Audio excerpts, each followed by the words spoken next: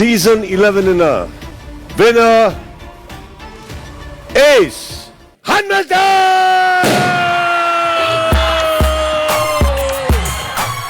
ಈ ಒಂದು Bigg boss season 11 Kichcha Sudeep ಅವರಿಗೂ ಕೂಡ ಕೊನೆಯ ಸೀಸನ್ ಆಯ್ತು.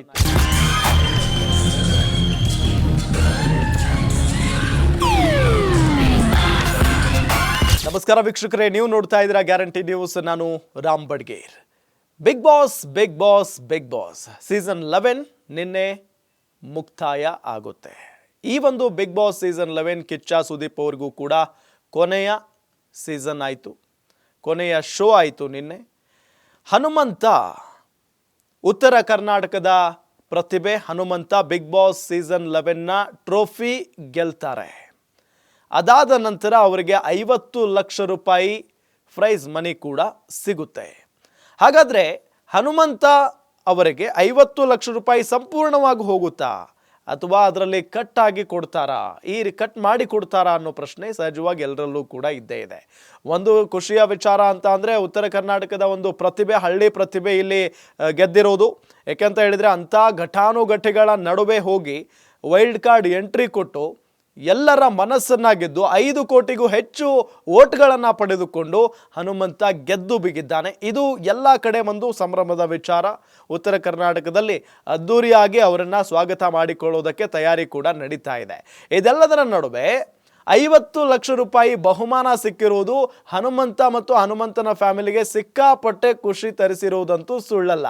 ಇದೆಲ್ಲದರ ನಡುವೆ ಒಂದಿಷ್ಟು ನಿಯಮಾವಳಿಗಳು ಕೂಡ ಅಂತ ಇರ್ತವೆ. ನಾವು ಪ್ರಜಾಪ್ರಭುತ್ವದಲ್ಲಿ ಬದುಕ್ತಾ ಇರೋದ್ರಿಂದ, ಕಾನೂನಿನ ಅಡಿಯಲ್ಲಿ ಬದುಕ್ತಾ ಇರೋದ್ರಿಂದ ಆರ್ಥಿಕವಾಗಿ ಅಂದರೆ ಈಗ 50 ಲಕ್ಷ ರೂಪಾಯಿ ಬಹುಮಾನವನ್ನು ಹನುಮಂತ ಅವರು ಗೆದ್ದಿದ್ದಾರೆ. ಅದರಲ್ಲಿ ಸಂಪೂರ್ಣವಾಗಿ 50 ಲಕ್ಷ ರೂಪಾಯಿ ಹಣವನ್ನು ಅವರಿಗೆ ಕೊಡಲಾಗುತ್ತಾ? ಇಲ್ಲ. 30% ಹಣವನ್ನು ತೆರಿಗೆ ರೂಪದಲ್ಲಿ ಕಟ್ ಮಾಡಿಕೊಳ್ಳಲಾಗುತ್ತೆ. 50 ಲಕ್ಷದಲ್ಲಿ 15 ಲಕ್ಷ ರೂಪಾಯಿ ಕಟ್ ಮಾಡಿಕೊಳ್ಳಲಾಗುತ್ತೆ. ಇನ್ನು ಹನುಮಂತನ ಕೈಗೆ ಹೋಗೋದು 35 ಲಕ್ಷ ರೂಪಾಯಿ. 50 ಲಕ್ಷ ಪ್ರೈಸ್ ಮನಿ ಹೌದು, ಆದರೆ ಅದರಲ್ಲಿ ತೆರಿಗೆಯನ್ನು ಕೂಡ ಗೆದ್ದ ವ್ಯಕ್ತಿ ಕಟ್ಟಲೇಬೇಕಾಗುತ್ತೆ.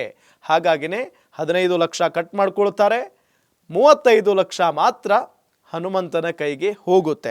ಇದು ಕೇವಲ ಇಂಥ ಶೋಗಳಲ್ಲಿ ಮಾತ್ರ ಅಲ್ಲ, ಎಲ್ಲ ಕಡೆಯೂ ಕೂಡ ನಡೆಯುವಂಥದ್ದು.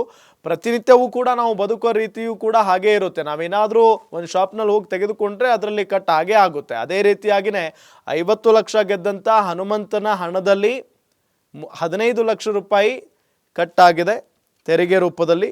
ಉಳಿದವ್ರಿಗೂ ಕೂಡ ಅಷ್ಟೇ.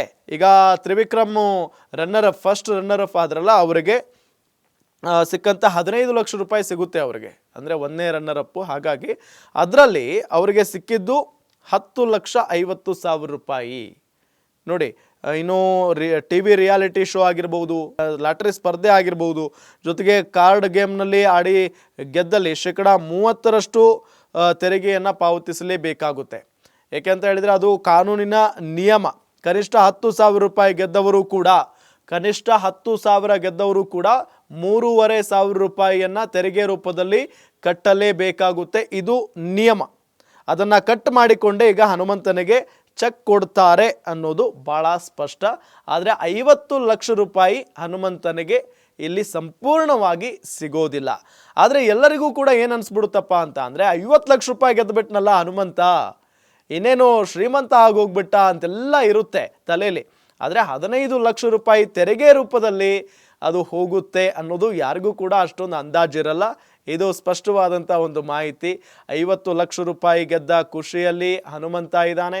ಇದರ ಜೊತೆಗೆ ಅವರ ಫ್ಯಾನ್ಸ್ ಕೂಡ ದಿಲ್ ಖುಷಾಗಿದ್ದಾರೆ. ಯಾಕೆಂತ ಹೇಳಿದರೆ ಹನುಮಂತ ಆಡಿದ ರೀತಿಗೆ ಮತ್ತು ಆತನ ಮುಗ್ಧತೆಗೆ ಇದು ಗೆಲುವು ಸಿಕ್ಕಿರೋದು. ಜೊತೆಗೆ ಇನ್ನೊಂದು ಕಡೆ ತ್ರಿವಿಕ್ರಮ್ ಕೂಡ ಗೆಲ್ಲಲೇಬೇಕು ಅಂತ ಹೇಳಿ ಬಹಳಷ್ಟು ಜನ ಆಸೆಯನ್ನು ವ್ಯಕ್ತಪಡಿಸಿದ್ರು. ಯಾಕೆ ಅಂತ ಹೇಳಿದರೆ ತ್ರಿವಿಕ್ರಮ್ ಅಲ್ಲೇ ಒಳಗಡೆ ಇದ್ಕೊಂಡೇ ತಮ್ಮ ಕನಸನ್ನು ಬಿಚ್ಚಿಟ್ಟಿದ್ರು. ಅಂದರೆ ಮುಂದೆ ನಾನು ಒಬ್ಬ ಸ್ಟಾರ್ ಆಗಿ ಬೆಳಿಬೇಕು, ಅದಕ್ಕೆ ಈ ಹಣ ನನಗೆ ಬೇಕೇ ಬೇಕು, ನನ್ನ ತಾಯಿಯನ್ನು ನಾನು ಚೆನ್ನಾಗಿ ನೋಡ್ಕೋಬೇಕು, ಹಾಗಾಗಿ ನನಗೆ ಈ ಟ್ರೋಫಿ ಕೂಡ ತುಂಬ ಅಗತ್ಯ ಇದೆ ಅನ್ನೋ ನಿಟ್ಟಿನಲ್ಲಿ ಹೇಳಿದರು. ಹಾಗಾಗಿ ಬಿಗ್ ಫೈಟ್ ಇತ್ತು ಇಬ್ಬರ ನಡುವೆ. ನೋಡಿ, ಈ ಒಂದು ತ್ರಿವಿಕ್ರಮ್ ಬರೋಬ್ಬರಿ 2 ಕೋಟಿಗಿಂತ ಅಧಿಕ ವೋಟ್ಗಳನ್ನು ತೆಗೆದುಕೊಂಡಿದ್ದಾರೆ. ಕಳೆದ ಬಾರಿ ಸೀಸನ್ 10ನಲ್ಲಿ ಗೆದ್ದಂಥ ಸ್ಪರ್ಧಿ ತೆಗೆದುಕೊಂಡಂಥ ವೋಟ್ಗಳು ಎಲ್ಲ 2 ಕೋಟಿ. ಆದರೆ ಈ ಬಾರಿ ಅದು ಡಬಲ್ ತ್ರಿಬಲ್ ಆಗಿ ಹೋಗಿದೆ. 5 ಕೋಟಿಗಿಂತ ಹೆಚ್ಚು ಓಟ್ಗಳನ್ನು ತೆಗೆದುಕೊಂಡಿರೋದು ಹನುಮಂತ. ಅತ್ಯದ್ಭುತವಾದಂಥ ಗೆಲುವನ್ನು ಸಾಧಿಸಿದ್ದಾರೆ ಮತ್ತು ಸಿಕ್ಕಾಪಟ್ಟೆ ಖುಷಿಯನ್ನು ವ್ಯಕ್ತಪಡಿಸ್ತಾ ಇದ್ದಾರೆ ಈ ಸಂದರ್ಭದಲ್ಲಿ. ನೋಡ್ತಾ ಇರಿ ಗ್ಯಾರಂಟಿ ನ್ಯೂಸ್, ಸುದ್ದಿ ಖಚಿತ, ನ್ಯಾಯ ನಿಶ್ಚಿತ. ಗ್ಯಾರಂಟಿ ನ್ಯೂಸ್, ಸುದ್ದಿ ಖಚಿತ, ನ್ಯಾಯ ನಿಶ್ಚಿತ.